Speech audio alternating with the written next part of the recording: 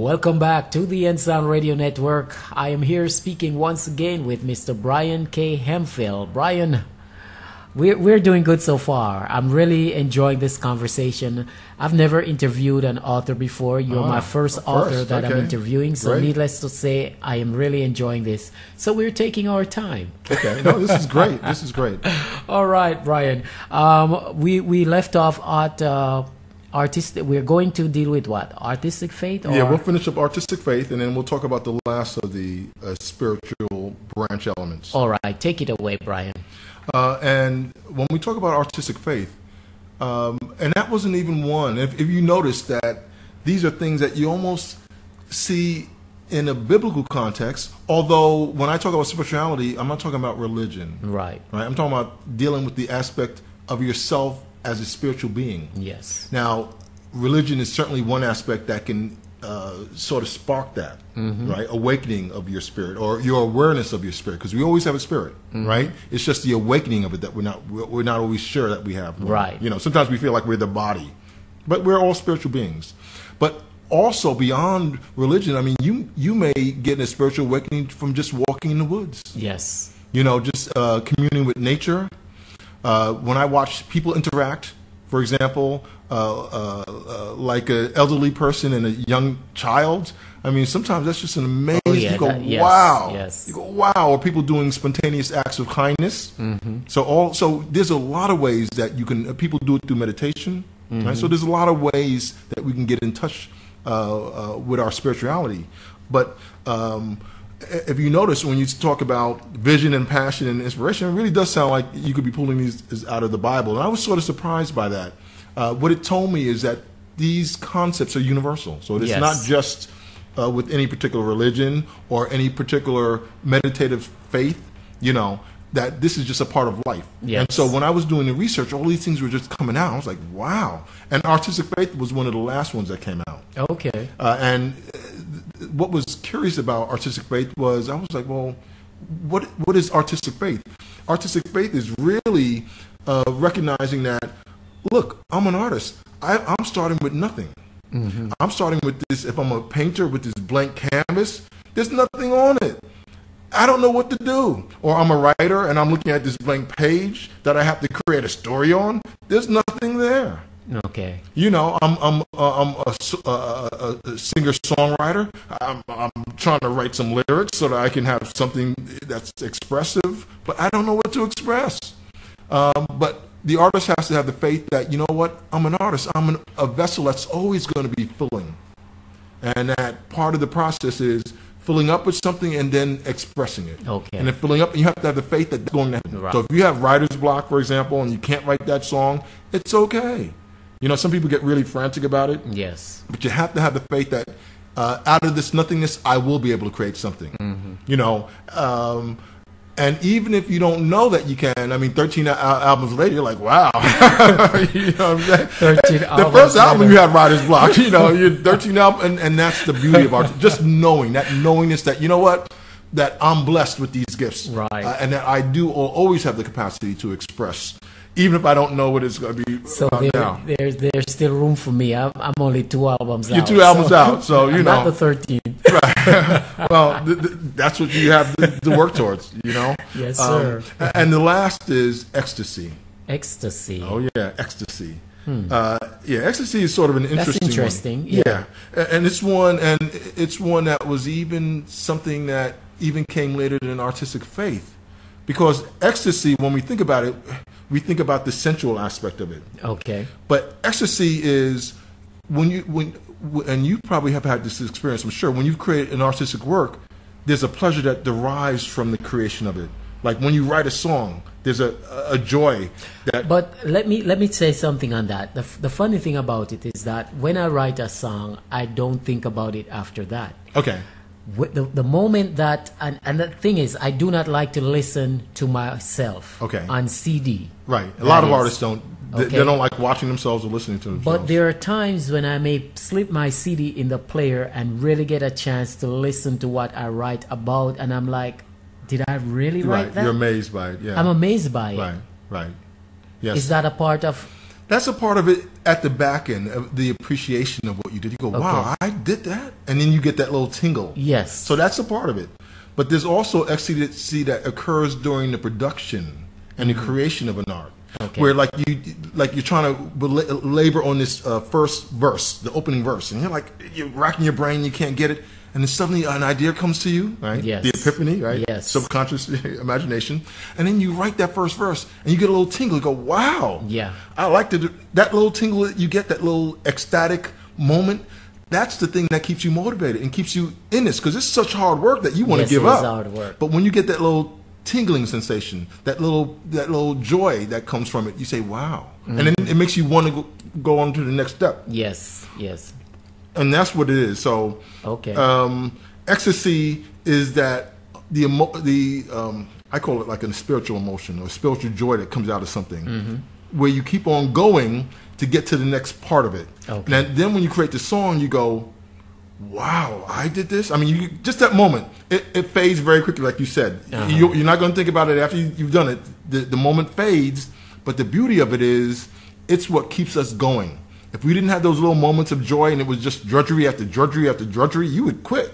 Oh yeah. So ecstasy is sort of that psychological thing that happens in our mind that keeps us kind of moving forward. Now, I have a question that I want to ask this question, because I myself have experienced it on many, many occasions. When a person is determined to get something done, I mean, it may frustrate you to the very end of the earth. Okay. But you still have that serious urge that, you know what, I am not going to quit no matter what. I'm going to persist. I'm going to stick to this until I get it done. Right. Where does that fall into all of what we're talking about? Well, and just focusing on spirituality, we can say one of the things, even though we kind of talked about different elements as if they're separate, they're really all interrelated. Okay. So here, for example, we were talking about spirituality, because you have the vision will drive you forward. For example, and it's like an addiction. It's an addiction, and the ecstasy will give you just those little rewards, those moments of joy, just to kind of keep you going along. It's sort of like the little carrot, right? That you put in front of the donkey, and the donkey keeps on going after it, right? It's just that little reward that you get, and then there are times that you feel inspired by. You go, wow, the inspiration is flowing, and all of those things are interrelated. Okay. So they're really never discrete. Even though we discuss them, you have to discuss them, right, and separately, but they're all interrelated. So they kind of work synergistically as a system. Okay. And that's what keeps you inspired. That's what keeps you seeing the vision and being passionate about it, and having that urge to continue even when it's frustrating. Right. Right. So, and it's the same thing for all the different elements. If we talk about technique, I mean, technique breaks out into 3 different branch elements. But it's important that we're always reinvigorating them all. If you understand, if you have technical knowledge on something, but you don't spend the time learning the skill to actually get the skill of singing notes, then you'll have a lot of knowledge that you can't use. Well, yeah. A lot of knowledge that when you sing, it just doesn't translate. Like a lot of people have book knowledge, but when it comes to hands-on project, they're totally clueless. Exactly. So when we talk about developing technique, we're saying, for example, there are 3 elements to that, right? That the branch elements, being able to have the technical knowledge, the book knowledge, right? Or the knowledge from someone else's brain, the teacher. Right. But also putting the time in to learn the skills of articulation, of expression, of putting your emotions in, And then thirdly is concentration. You got a lot of people who are good in the first 2, but their concentration is so poor, they get easily distracted, they get knocked off task, or they can sing one song and then they can't sing the next. They're just, concentration is the ability to be able to focus for periods of time, so that at least you can be productive with what you're doing. Okay. Right. So again, they all work together. So even though we may talk about the elements as discrete and as separate, all the elements really work simultaneously. And our goal as an artist is to keep on evolving and developing by understanding the things that we're strong in and playing that up, but also understanding our weaknesses. Okay. Right? The blind spots in our artistry, and then developing those. Okay. And over time, you just get better. Okay. Well, finally, Brian, I want to ask you, to me, this whole book seems like something that will not only help an individual, but it seemed to me that this book will be ready to be used in a college setting or university setting. That's funny that you should say that. When I first started off with the book, I really was looking at just individual artists. But then over a period of time, as my editor suggested doing research, I said, you know what? This really needs to be a college text. Because the subject of artistry is not dealt in a holistic way. Okay. You know, and I said, we need to teach an artist how to be an artist first, and it doesn't matter whatever discipline they want to go into. Right. If we do that, then a person can move from one discipline to the other and understand their strengths. If I'm good at form, it doesn't matter if I'm singing or if I'm dancing or if I'm painting, I have the ability of just being able to express form in a strong way. Okay. That's the strength that I have. Right. You know, if I have a good technique, then I can apply that technique to whatever genre I decide to go into. Okay. So, yeah, this is something for the individual artist. It's something certainly for an academic setting. 600 pages, I mean, Oh, yeah. it's a veritable textbook. And the beauty is that people can jump around from chapter to chapter. You don't have to go in particular order if you want. Okay. It's broken down into 9 units around Okay. each of the root elements. And then within each unit are the branch elements. Awesome. So you can just read where you're at. And Awesome. and it's also written for critics, so that they have a framework for judging art. Because you got a lot of critics who they talk out of who knows what part of their body. I know. They don't know what they're talking about. You know what I'm saying? So it gives a framework for them to judge. And then lastly, for the non-artists. Awesome. If they want to understand, you know, what are the elements that make art expression that speak to me, and what's the process in an artist's mind, they'll get an understanding of that.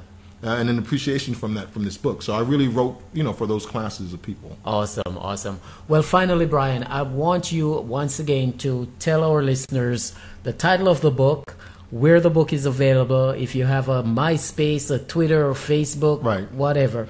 We just want for you to wrap up by telling the listeners where the book will be available. Okay, well, it's going to start off with a book launch, official book launch, September 21st.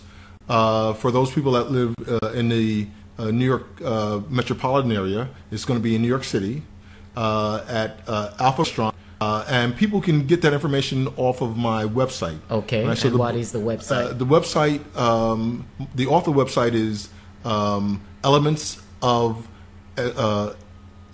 elementsofartistry.net. Okay.